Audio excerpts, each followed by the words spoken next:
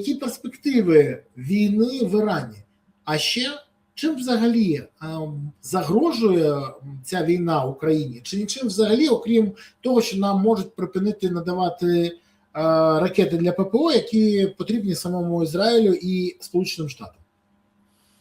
Ну, всі ці речі дійсно є загрозами. Мало того, розбалансування всередині демократичного і північно-атлантичного блоку теж неочевидні.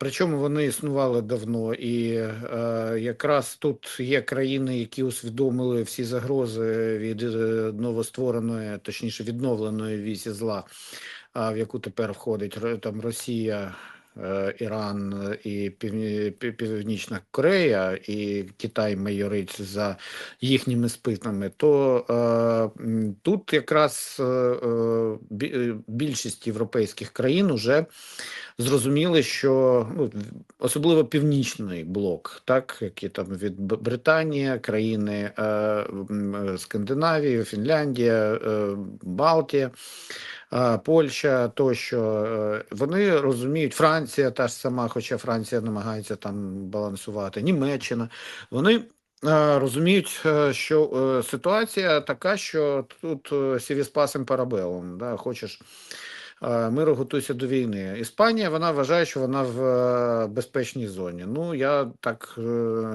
не знаю, мені шкода, звичайно, іспанців, але якщо знову ж таки у них є уряд, який як Зеленський свого часу ігнорував, ну хоча там, я думаю, що свідомо ігнорував, а іспанський уряд через недооцінку ситуації, небезпеку, яка зараз є всьому європейському регіону, ну, що робити? Але у Трампа зараз уже фактично немає дороги назад. Як у Ірана, який пішов в банк. Нагадаємо, що Іран все ж таки це країна для нас ворожа, і ми маємо підтримувати народ Ірана, який бореться проти режиму аятол. Тут якраз дуже було би важливо, тому що боротьба скидання режиму аятол, вона дуже вигідна Україні, абсолютно невигідна Росії. До речі, там уже в Росії зараз це такий ліричний відступ. Православна російська церква наказала молитися 40 днів за упокой душі аятол. Тобто православна церква наказала молитися за аятолу? Російська, так. Тобто там моляться, да, за аятолу, Російська православна церква. Така от собі, ну, геополітична релігія відбувається, геополітичне православ'я по-русски. Але зараз є для Трампа і для Ірана є дві зараз уже речі, там уже або пан, або пропав для кожного. Іран буде намагатися зробити все для того, щоб взлетіли ціни світові на нафту, бомбардуючи і країни з іншого боку Перської затоки. Це і Бахрейн, Кувейт, Об'єднані Арабські Емірати. І це означатиме, що перед виборами у Трампа буде дуже негативний такий чинник, один із найбільш негативних, ріст внутрішніх цін на нафтопродукти. Для кожного кандидата від правлячої партії, це для кожної правлячої партії в Америці, де вся економіка побудована на транспорті, майже вся економіка побудована на транспортному сполученні автомобільному, ну це дуже серйозний удар. Надзвичайно серйозний удар. Тому у Трампа теж є вихід все відновити і вийти переможцями з цієї війни, але ця війна тоді не має тривати дуже довго. І тривати вона, якщо вона буде тривати, затягнеться, то це фактично буде особисто для Трампа уже поразкою. Тому я думаю, що тут і у Трампа, да і у Ізраїля в тому числі спільні інтереси закінчити з режимом аятол якомога швидше. Україна теж мала би бути зацікавлена в тому, щоб режим Аятол закінчився, і оця істерика Міністерства закордонних справ Росії, де вони говорять про те, що треба негайно припинити війну і сісти за стіл переговорів, вирішувати політику дипломатичним шляхом.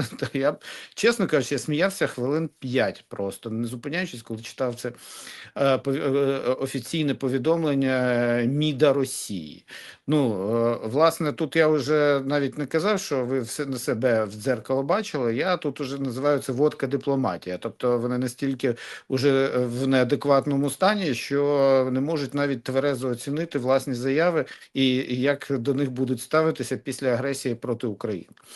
Але для нас це, ще раз кажу, вигідно. В короткостроковій перспективі, в короткостроковій весь цей місяць від нас буде перше відвернута увага, це мінус. А по-друге, ціни на нафту, в тому числі і на російську Уралс, вона будуть зростати.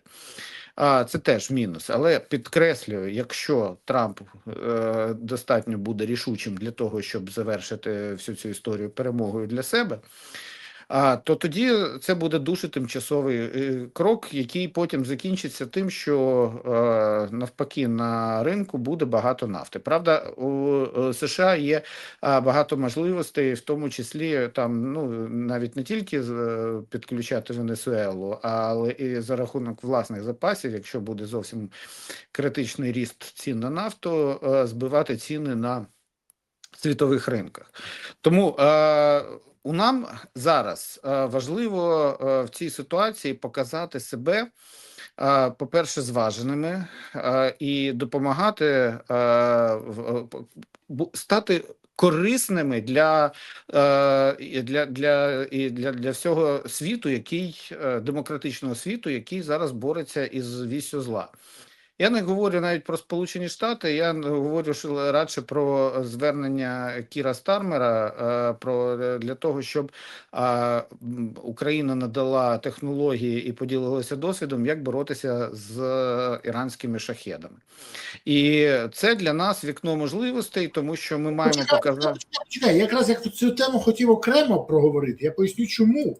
Тому що тут дуже цікава ситуація. Спочатку прем'єр-міністр, я просто нашим глядачам поясню, Великої Британії Кір Стармер заявив, що британці хочуть залучити експертів з України, щоб допомогти партнерам з Перської затоки збивати іранські дрони і мінімізувати шкоду. Ну, у України є практична експертиза, і ми можемо її надати. Саме так. Але тут же лунає майже за півдоби заява від нашого сонцесяйного президента. Напряму ніяких... Ні, так, вибач. Напряму ніяких запитів допомагати збивати дрони я не отримував. Не від Британії, не від представника Близького Сходу. Я ні з ким не розмовляв. Оце заявив Зеленський. Скажи, будь ласка, а що відбувається? А що, здоровий глузд не підказує йому, що тобі пас дали і ти сам пропонуєш? І чому цю заяву Стармера в Україні багато хто сприйняв не як намагання допомогти, щоб до України все ж таки увага була прикута, тому що нас зараз немає інформаційного простору. Всюди Іран. А до того, що НАТО просить нас закрити небо. Звідки ця маячня, я не знаю, але так. До речі, остання новина, тобі вона теж буде цікава. Зеленський готовий допомагати країнам Близького Сходу зі збиттям шахедів, якщо ті вмовлять Росію погодитись на перемир'я на фронті. Заявив Зеленський, що лідери Близького Сходу мають хороші відносини з росіянами. Вони можуть попросити росіян запровадити місячне припинення вогню, сказав Зеленський в інтерв'ю Блумбергу. Слушай, ну це настільки жалюгідно виглядає. Ну це дійсно жалюгідно. Покарав Бог нас Бог таким дипломатом. Ну, це не дипломатія, це чорт знає, що це є завжди. Тут таке враження, що він з Бессарабського ринку прийшов. Бессарабський ринок уже зараз не той. Ну там з якогось криворізького базару, а не вища дипломатія. Тому що це на базарі там працює ти мені, я тобі. А в дипломатії так не працює. Тут значно все тонше, і якщо ти сьогодні мені, то треба заявляти не напряму, що ось ставлячи умови, а приходити вчасно на допомогу, і протягом цієї допомоги, я просто говорю те, що кожен дипломат знає сам Це по базові собі. стандарти. Базові речі. А поки ти надаєш допомогу, їдеш, розмовляєш і кажеш, слухай, а давайте ви зробите ось зараз так, от дивіться, ми ж вам от зараз допомагаємо, ми вас потрібні, вам там потрібна зараз ваша допомога в цьому. А, в цьому не можете? Давайте хоча б в цьому. І в такій ситуації діються саме такі подібним чином. А говорити так, ставити, окей, ви там спочатку Росію до чогось змусите, не змусять вони до цього зараз Росію. Це ж зрозуміло. Тому що Росія на все це клала велику заяву свого МІДа. На всі зараз якісь дипломатичні кроки від будь-якої країни, крім Сполучених Штатів, яких Росія, як показала практика, просто тупо боїться, бо вона Іран здала. Але до Зеленському треба було скласти отак і сказати одну просту річ. Ми пам'ятаємо, як ви нам допомагали.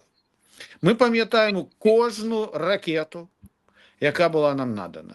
Дорогі партнери, ми пам'ятаємо все, що ви для нас робили, коли ми були в найбільшій небезпеці. Тоді, коли в небезпеці ви, ми готові прийти до вас на допомогу, і це ще раз свідчить про те, що ми разом будемо боротися проти всього зла, яке виникає на планеті.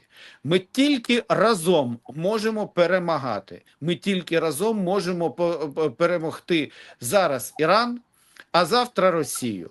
І тому, я не Дімасік Литвин, який там уже на голові стоїть, придумує якісь там чергові пасажі для Зеленського, виписуючи їх то так з будь-яким підвипідвертом. А ось треба було вийти і від щирого серця щось сказати. Тому що це так воно є. Але такого нема. Вже доводиться, яку дипломатію обрали, з такою і живе. Уявляєш, зараз у всіх ЗМІ було би. Українські експерти допомагають в стратегії по збиттю шахедів. Українські експерти... Так, це ВПК наше вгору. Тут всюди було би. Ти розумієш? Я просто уявляю, як це масштабувалося і який був би резонанс. Але для тих, хто вважає, що окрім України ніхто збивати не вміє, я вам трохи розкажу те, щоб ви розуміли. Іран запустив по Об'єднаним Арабським Еміратам 165 балістичних ракет, з яких 152 було збито ППО Арабських Еміратів, вибачте, і 13 впало в море. Збили ще 2 крилаті ракети. Іран ще запустив 541 шахет по Арабським Еміратам. 506 з них, 506 збили, 35 або подавили ребом, або вони дійсно впали на територію України, там є загиблі, але ще раз показую, більше ніж 90%. Це показує те, що вони теж вміють, і наш досвід вже незабаром може бути нікому не потрібним. Може, люди навчаються дуже швидко. І це при тому, що вони там високотехнологічно всім забезпечені. Про що йде мова? В тебе відкрилось вікно можливостей. Зануріться туди, негайно. Ні. Воно сидить і чекає. Плює у вікно, я би так сказав. Можна сказати і так. На жаль, це величезна проблема. І це дійсно, це неймовірно. Те, що ти пропонував, це лежить на поверхні. Я розумію, що коли людина навчалася на каналі 1+1 у Коломойського і в клубі веселих і кмітливих у Маслякова, то може їй не вистачає досвіду, знання, розуміння, але він 7 років вже президент країни. Можна було хоча б книжку прочитати якусь. За ці 7 років він може, я не знаю, там зайця на барабані грати може навчити. А він досі не може зрозуміти такі речі.